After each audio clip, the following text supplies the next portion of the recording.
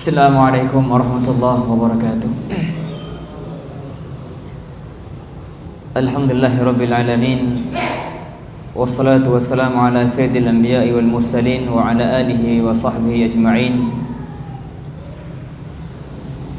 Subhanaka la ilma lana illa ma 'allamtana innaka antal alimul hakim. Rabbi shrah li sadri wa yassir li amri wahlul 'uqdatam min lisani yafqahu qawli. Allahumma akhrijna min dhulumatil jahli wal wahmi ila nuril ilmi wal fahmi. Allahumma amin. Ikhwati fillah, rahimakumullahu jami'an. Alhamdulillah, segala puji bagi Allah Subhanahu wa taala yang telah memudahkan langkah kita, menggerakkan hati kita untuk bisa hadir di tempat yang mulia ini dalam rangka bersama belajar seputar agama kita yang mulia. Semoga Allah Ta'ala senantiasa curahkan kepada kita semuanya ilmu yang bermanfaat, ilmu yang melahirkan ketundukan kita kepada Allah, ilmu yang menumbuhkan rasa khasyah kita kepada Allah, ilmu yang bermanfaat bagi kehidupan dunia dan akhirat kita. Amin ya rabbal alamin. Ikhwati fillah rahimakumullah jami'an. Insyaallah pada pagi yang cerah ini kita akan bersama menyimak beberapa faidah dari beberapa ayat Al-Qur'anil Karim, yaitu di surat At-Taubah ayat 20 sampai 22. Allah Jalla wa Ala berfirman, ba'da a'udzu billahi minasyaitonir rajim, alladzina amanu wa hajaru wa jahadu fi sabilillah bi amwalihim wa anfusihim a'zamu darajatan 'indallah wa ulaika humul faizun. Yubashshiruhum rabbuhum bi rahmatin minhu wa ridwan wa jannatin lahum fiha na'imun muqim khalidina fiha abada innallaha 'indahu ajrun 'azim. Yang artinya orang-orang yang beriman dan berhijrah serta berjihad di jalan Allah dengan harta dan jiwa mereka adalah lebih tinggi derajatnya di sisi Allah. Mereka itulah orang-orang yang memperoleh kemenangan. Tuhan mereka menggembirakan atau memberikan kabar gembira kepada mereka berupa rahmat, keridhaan dan surga yang mereka kekal di dalamnya. Mereka kekal di dalamnya selama-lamanya. Sungguh di sisi Allah terdapat pahala yang besar. Ikhwati fillah wa iyyakum, ayat yang mulia ini mengandung banyak faidah yang bisa kita petik. Di antaranya yang pertama, bahwa iman adalah syarat utama diterimanya amal soleh. Kalau kita perhatikan bahwa ayat ini masih berkaitan erat dengan ayat sebelumnya, yaitu ayat 19, di mana disebut oleh para mufassirin bahwa ada sebagian orang musyrikin dahulu, mereka menyamakan perbuatan mereka berupa mereka biasa memberikan minum orang-orang yang berhaji, mereka mengurus Masjidil Haram. Mereka mengira bahwa perbuatan mereka ini sama saja dengan perbuatan orang-orang yang beriman dan berhijrah, padahal mereka masih dalam kondisi musyrik. Bayangkan oleh kita, mereka musyrikin, ya musyrikin, tapi mereka memiliki amal soleh mungkin dalam pandangan kita. Apa itu? Biasa memberikan minum orang yang berhaji. Jamaah haji mereka biasa memberi minum kepada mereka dari air Zam-Zam. Juga mereka memakmurkan masjid secara zahir, mengurusnya, membersihkan dan menjaganya. Menurut mereka amal mereka itu amal yang besar, sehingga mereka katakan sama saja amal kami dengan amal mereka yang beriman dan berhijrah. Kemudian turunlah ayat yang ke-19. Allah berfirman, aja'altum siqayatal hajji wa imaratal masjidil haram kaman amana billahi wal yaumil akhir wa jahada fi sabilillah. Apakah kalian itu menyamakan antara orang-orang yang memberi minum orang jamaah haji dan mengurus Masjidil Haram sama seperti orang yang beriman pada Allah, hari akhir dan berhijrah? Allah katakan, la yastawuna indallah. Tentu tidak pernah sama derajat mereka, amal mereka di sisi Allah. Kenapa? Karena orang-orang musyrikin, meskipun tampaknya mereka mengurus Masjidil Haram, mereka beri minum para jamaah haji, tapi karena mereka tidak punya iman, tidak dibangun di atas keimanan, maka semua itu tak ada gunanya, tak ada nilainya sama sekali. Makanya kalau kita perhatikan banyak ayat yang memberikan penjelasan lebih gamblang bahwa amal-amal baik yang mereka kerjakan, atau orang-orang kafir, orang munafik, orang-orang musyrikin, itu tak ada nilainya sama sekali. Mau berapa banyak infak ataupun uang yang mereka berikan untuk orang-orang, membantu orang-orang yang melarat misalnya, sama sekali tidak bermanfaat untuk mereka, tidak diterima oleh Allah Ta'ala. Limadha? Kenapa? Karena mereka tidak beriman. Allah berfirman di surat Taubah misalnya ayat 54, wa ma mana'ahum an tuqbala minhum nafaqatuhum illa annahum kafaru billahi wa birasuli. Dan yang menghalangi mereka diterima infak-infak mereka adalah karena mereka kafir, ingkar kepada Allah dan Rasulnya. Allah berfirman, man amila salihan min dzakarin aw untha wa huwa mu'min. Barang siapa yang beramal soleh, baik dari kaum laki-laki maupun perempuan, wa huwa mu'min, sedangkan dia dalam kondisi iman, falanuhyiyannahu hayatan thayyibah, baru ada buahnya, Allah akan berikan dia kehidupan yang baik. Allah pun berfirman di ayat yang lain, wa man arada al-akhirata was'a la sa'yaha wa huwa mu'min. Dan barang siapa yang menghendaki kehidupan akhirat dan berusaha ke arah itu dengan sungguh-sungguh, wa huwa mu'min, sedangkan dia beriman, maka mereka itulah faulaika kana sa'yuhum mashkura, maka mereka itulah orang-orang yang usahanya dibalas dengan baik. Ini faedah yang pertama, bahwa keimanan menjadi syarat utama diterimanya amal seorang hamba. Maka tidak ada istilahnya amal soleh kalau tidak dibangun di atas iman. Meskipun manusia memandang itu baik, tapi indallah bukanlah amal soleh. Yang kedua, jamaah sekalian, di antara faedah yang bisa kita ambil dari ayat ini adalah bahwa keimanan juga menjadi syarat utama untuk meraih kemenangan hakiki berupa syurga Allah Azza wa Jalla. Karena al-fawz, kemenangan hakiki, al-fawzul azim, al-fawzul kabir, itu dimaknakan dengan makna al-jannah. Allah berfirman di akhir surah Ali Imran, faman zuhziya 'anil nar wa udkhilal jannah faqad faz. Barang siapa yang diselamatkan dari neraka dan dimasukkan ke surga, faqad faz, sungguh dia telah mendapatkan kemenangan. Jadi kemenangan hakiki, keberuntungan hakiki itu adalah ketika seorang masuk surga. Dan iman menjadi syarat utama mendapatkan kemenangan itu, mendapatkan surga. Nabi SAW pernah bersabda, la yadkhul jannah illa mu'min, tidak akan masuk surga kecuali seorang mukmin. Dan berbeda yang lain, illa nafsun muslimah, kecuali jiwa yang muslim. Ini syarat mutlak. Maka tidak ada harapan surga bagi orang-orang yang tidak punya iman. Adapun orang yang beriman, maka dia pasti akan masuk surga. Sekecil apapun imannya, pasti dia dijanjikan oleh Allah akan masuk surga. Hanya saja bedanya, apakah dia akan langsung masuk surga atau mampir dulu ke neraka. Tapi yang pasti akhirnya semua orang beriman itu akan masuk surga. Adapun orang-orang kafir tidak ada harapan.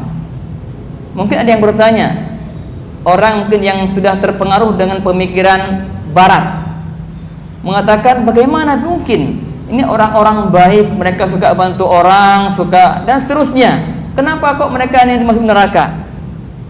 Jadi ada orang itu mungkin terkecoh dengan kebaikan sebagai orang kafir yang mungkin membantu orang-orang ya di berbagai negeri. Meskipun baik itu banyak tujuan gelapnya, tapi ketika kita memandang perkara itu dengan kacamata Al-Quran, maka kita tidak menganggap mereka orang baik. Mereka orang buruk. Kenapa? Karena nggak beriman. Bahkan Allah katakan dengan sangat jelas di Quran surah Al-Bayyinah, innal ladzina kafaru min ahlil kitab wal musyrikin fi nari jahannam khalidina fiha ulaika hum syarrul bariyah. Orang kafir baik dari kalangan kaum musyrikin atau ahli kitab, mereka masuk neraka dan kekal dalamnya, dan mereka termasuk seburuk-buruk manusia. Jadi sebaik apapun di mata manusia itu orang-orang kafir dalam berinteraksi dengan manusia lainnya, itu di sisi Allah tidak nilainya. Bagaimana mungkin dia dikatakan baik? Dia tidak beriman kepada Allah Subhanahu wa taala. Padahal iman itu adalah sumber kebaikan atau kebaikan yang paling pertama.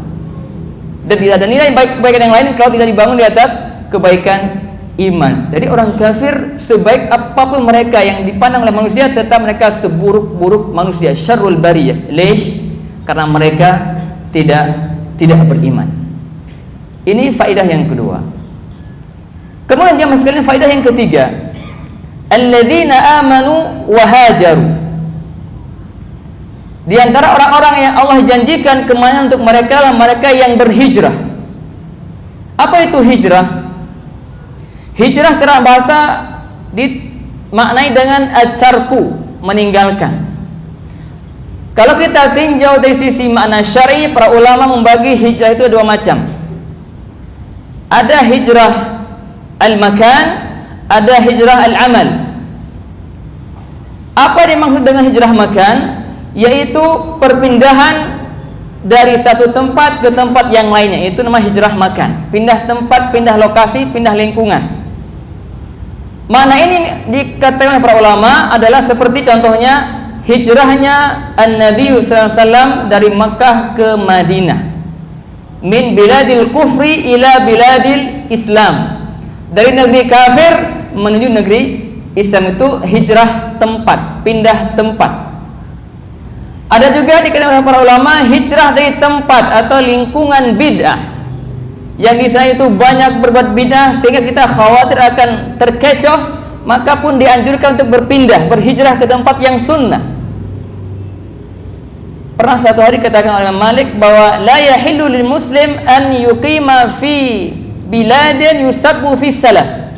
Tidak halal bagi seorang muslim tinggal di tempat di mana di sana itu dicaci maki itu kaum salaf, para sahabat dimaki. Pokoknya itu jangan tinggal di sana. Itu kata Imam Malik. Dianjurkan untuk pindah tempat. Untuk apa? Untuk menyelamatkan agama. Juga di antara hijrah tempat itulah hijrah dari tempat yang didominasi oleh kemaksiatan, kemungkaran, ya, dan yang semisalnya ke tempat yang minim maksiatnya, minim kemungkarannya. Karena kenapa? Karena ketika seorang hamba itu tinggal di tempat yang didominasi oleh kemungkaran, kemaksiatan dan semisalnya, maka dikhawatirkan akan memberi pengaruh buruk bagi dirinya atau keluarganya. Maka jika kita dalam kondisi demikian, maka pertimbangkan lebih baik lagi. Kalau kita mengambil sikap untuk hijrah dan itu lebih aman untuk agama kita, untuk keluarga kita, maka bismillah, tawakkal ala Allah. Kenapa? Karena menjaga agama kita lebih penting. Dan ikhwas sekalian, perkara hijrah ini bukan perkara ringan. Ini menjadikan bukti keimanan seorang hamba. Konsekuensi iman ada dia siap untuk berhijrah. Kalau dulu ketika Nabi SAW berhijrah ke Madinah, maka sahabat pun mereka ikut berhijrah. Dan di sini terbukti betapa dahsyatnya iman mereka kepada Nabi SAW. Sehingga meskipun mereka harus meninggalkan hartanya, meninggalkan kampung halamannya dan semisalnya yang mereka mungkin nyaman dengannya, tapi karena ini perintah Allah, ini perintah Rasulullah, mereka siap meninggalkan semuanya. Misalnya contoh singkat saja, Abdurrahman bin Auf. Siapa yang enggak kenal tentang beliau? Beliau sahabat yang di Mekah itu termasuk sahabat kaya raya. Tapi ketika hijrah ternyata beliau meninggalkan semua itu. Beliau sampai ke Madinah sifir, nol. Yang di Mekah beliau orang terkaya, tapi ketika hijrah beliau meninggalkan itu semuanya, dan beliau menjadi orang yang 0% kekayaan di Madinah.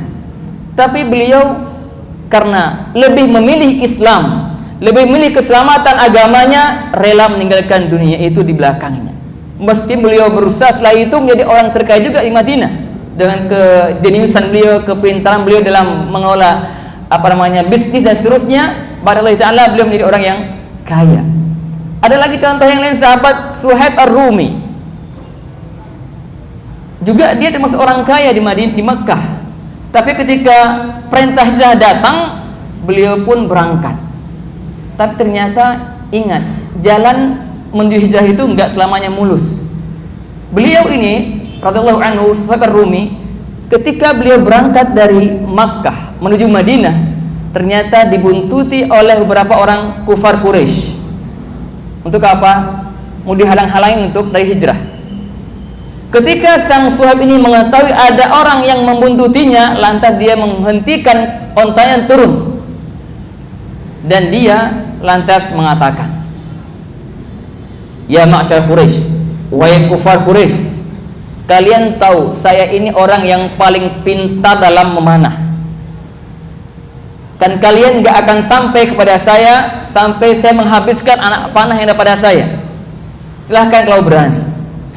Atau atau saya tunjukkan harta saya di kota Makkah dan kalian biarkan aku pergi. Ini pilihannya. Mau membunuh saya, silahkan maju, tapi tunggu sampai habis dulunya panah yang saya punya. Atau pilihan kedua, saya akan tunjukkan harta saya di Makkah, kalian ambil silahkan, tapi biarkan saya pergi berhijrah ke Madinah. Dan mereka ternyata mereka memilih mendapatkan harta Suhaib dan diberikan harta, ditunjukkan harta dia, dan Suhaib pun berangkat lanjut ke Madinah. Sampai di Madinah beliau cerita kepada Nabi SAW, Rasulullah, dan seterusnya sampai akhir beliau mengatakan, Nabi mengatakan, Rabiha bai' Aba Yahya, kunyahnya Aba Yahya, Rabiha bai' Aba Yahya, sungguh telah beruntung jual belinya Abu Yahya ini. Kenapa? Karena beliau menjual dirinya itu dengan harta. Jadi rela mengorbankan hartanya untuk selamatkan diri dan agamanya. Maka turunlah ayat, wa minan nasi may yashri nafsahu ibtigha'a mardatillah. Ada di antara manusia itu yang menjual dirinya untuk mengharap ridha Allah Subhanahu wa taala. Itu perjuangan hijrah ya para sahabat Nabi sallallahu alaihi wasallam. Dan di antara bentuk hijrah tempat juga hijrah di tempat yang tidak aman ke tempat yang aman. Dulu di awal-awal hijrah pertama ketika Nabi belum diizinkan hijrah ke Madinah, para sahabat sebagainya hijrah ke Habasyah. Kenapa? Karena mereka karena di sana ada raja yang tidak menzalimi siapapun di sisinya. Sehingga para sahabat yang terintimidasi di Mekah itu, mereka diperintahkan untuk hijrah ke Habasyah agar mereka mendapatkan tempat yang aman. Ya, jadi pun dianjurkan kalau kita tinggal di tempat yang tidak aman, maka pun ada anjuran untuk berpindah ke tempat yang aman. Ini namanya hijrah al-makan. Berpindah dari tempat ke tempat yang lain, dari lingkungan yang satu ke lingkungan yang lain. Intinya semuanya untuk menjadi lebih baik, untuk menjaga agama, menjaga keislaman kita dan keluarga. Yang kedua kata para ulama, hijrah al-amal. Apa maksudnya? Meninggalkan perbuatan buruk menuju yang baik. Syirik ke tauhid, bid'ah ke sunnah, maksiat ke taat, itu semua hijrah. Maka ini yang mungkin sekarang yang paling masyhur kita dengarkan, ada sahabat hijrah, ada fulan telah berhijrah dan seterusnya. Itu bukan bermakna hijrah tempat, tapi hijrah amal. Yang dulunya dia orang yang tidak baik, sekarang menjadi baik. Dulunya jarang sholat, sekarang rajin sholat. Dulunya jarang ke masjid, sekarang jarang ke masjid. Itu bentuk hijrah amal. Ya, meninggalkan apa yang Allah larang menuju apa yang Allah perintahkan. Maka di sini Nabi bersabda, al-muhajiru man hajara ma nahallahu anhu. Seorang muhajir itu, yang berhijrah itulah orang yang meninggalkan apa yang dilarang oleh Allah Azza wa Jalla. Dalam lafaz yang disebutkan, wal muhajiru man hajara al khataya wal dzunub. Sejatinya orang yang berhijrah itu orang yang meninggalkan kesalahan dan dosa. Jadi semua kita itu dituntut berhijrah. Jadi kesimpulannya, hijrah al-amal ini dituntut dari kita semuanya. Dan siapa di antara kita yang sudah menjamin dirinya bebas dari kemaksiatan, bebas dari dosa? Enggak ada yang menjamin barangkali. Semua kita lebih tahu kan kita masing-masing. Maka sentiasa berhijrah kepada Allah Subhanahu wa taala. Jamaah rahimakumullah, yang berikutnya faedah yang lain adalah jihad fi sabilillah tidak terbatas hanya pada jihad perang, tapi lebih luas daripada itu semuanya. Dan ini sering disampaikan oleh para murabbi kita tentang makna jihad dalam makna umum ya yang kita pahami bersama. Tapi Ibnu Qayyim mengatakan al-jihadu arba' maratib. Jihad itu ada 4 tingkatan. Yang pertama jihadun nafsi, yang kedua jihadul syaitan, yang ketiga jihadul kuffar, dan yang keempat jihadul munafiqin. Fa jihadun nafsi arba'u maratib aidan, dan jihad nafs itu menjihadi diri kita sendiri ini ya yang ada di diri kita itu ada 4 tingkatan. Yang pertama kata beliau ihdaha an yujahida ala ta'allumil huda wa dinil haq. Dia berjihad memaksakan dirinya untuk belajar hidayah, belajar Islam. Jadi jangan dikira untuk duduk di tempat ini itu jangan dikira enggak butuh perjuangan, butuh perjuangan. Kita berjuang untuk mengalahkan ego kita, mengalahkan nafsu kita yang inginnya rehat nyantai. Butuh perjuangan. Jihadun nafsi yang pertama menjihad diri kita untuk belajar agama. Al-thaniyah ayujahidaha 'alal 'amal bihi ba'da ilmi. Yang kedua adalah menjihadi diri kita untuk beramal. Mengamalkan ilmu yang telah kita ketahui. Berapa banyak ilmu yang kita ketahui dan berapa banyak dari ilmu itu yang kita sudah amalkan. Jangan dikira juga gampang. Beramal itu enggak gampang. Butuh perjuangan. Berapa banyak di antara kita tahu tentang fadilah, keutamaan amal tertentu misalnya. Tapi berapa sering kita mungkin terlewatkan. Kenapa itu? Perlu perjuangan. Kalau kita enggak berjuang untuk mengalahkan nafsu kita, mengalahkan diri kita yang ingin nyantai, maka enggak akan mungkin kita bisa banyak beramal. Yang ketiga, setelah kita berjuang untuk belajar agama, mengamalkan ilmunya, yang ketiga an yujahidaha ala da'wati ilaih. Juga berjuang untuk mendakwahkan ilmu itu, mendakwahkan amal itu. Ini pun butuh perjuangan ya dalam berdakwah. Yang ketiga adalah ayujahidaha ala sabri al-masyaq ad-da'wah ila Allah. Yang ketiga juga kita harus menjihadi diri kita untuk senantiasa sabar dalam menghadapi setiap cobaan dalam dakwah, setiap rintangan, gangguan dan itu harus kita sabar. Itu juga butuh perjuangan, butuh jihad. Dan selagi itu bukan hal yang gampang. Adapun jihadus syaitan, yang kedua jihadus syaitan, menjihadi syaitan dan ada 2 martabat, 2 tingkatan. Kata beliau yang pertama jihaduhu ala daf'i ma yulqi ilal abdi minasyubuhat wasyukuk al-qadiyah fil iman. Yang pertama menjihadi syaitan itu dengan cara yang pertama adalah menolak semua bisikan-bisikan syubhat dari syaitan yang menggerogoti iman kita. Banyak syubhat-syubhat yang dihembuskan oleh syaitan kepada hati-hati kita. Maka kita berjuang menjihadinya dengan cara menolak semua syubhat-syubhat itu yang akan mempengaruhi iman kita. Itu yang pertama. Yang kedua, jihadu ala daf'i ma yulqi ilaihi minal iradati al-fasidah wa syahwat. Jihad syaitan yang kedua menjihadinya untuk menolak apa-apa yang dihembuskan oleh syaitan berupa hawa nafsu, keinginan untuk berbuat kemaksiatan. Jika ada hembusan dari syaitan ke hati kita untuk bermaksiat, maka jihadi, tolak itu semuanya dengan maksimal. Itu jihad syaitan namanya. Menolak semua hembusan-hembusan syaitan, baik itu berupa syubhat maupun hawa nafsu yang melanggar, maka itu bagian dari jihad dalam Islam. Kemudian yang berikutnya jihadul kuffar wal munafiqin, yaitu dilakukan dengan 4 level. Pertama bil qalbi wal lisani wal mali wal nafsi. Menjihadi mereka itu dengan orang-orang kafir bil qalbi. Jihad mereka dengan hati itu artinya membenci kekafiran mereka, membenci kemunafikan mereka. Wabil lisan, mendakwahkan mereka dengan lisan, menyampaikan taujihat, arahan kepada mereka. Wal mal, menginfakkan harta dalam mendakwahkan mereka. Itu bagian dari dakwah kepada orang kafir dan munafikin. Wan nafs, dan dengan jiwa. Ketika emang saatnya perang, maka ini butuh jihad an-nafs, terutama ini untuk orang-orang kafir. Adapun orang-orang munafik, maka lebih khusus mereka itu jihad dengan al-lisan. Karena Nabi mengatakan, ya ayuhan nabiyyu jahidil kuffara wal munafiqin waghluz alaihim. Perintah untuk menjihadi orang kafir dan juga orang-orang munafikin. Jemaah sekalian, juga di antara jihad itulah jihad menumpaskan segala bentuk kezaliman dan kemungkaran yang ada. Itu pun bisa dengan bil lisan, bil qalbi, wa bil mal, dan bin nafsi juga bisa, tergantung kemampuan. Ya, kalau kita mampu merubah kemungkaran itu dengan tangan, lakukan itu. Kalau enggak dengan tangan, dengan lisan. Enggak mampu dengan lisan, dengan hati. Artinya setiap kita dituntut untuk berjihad dengan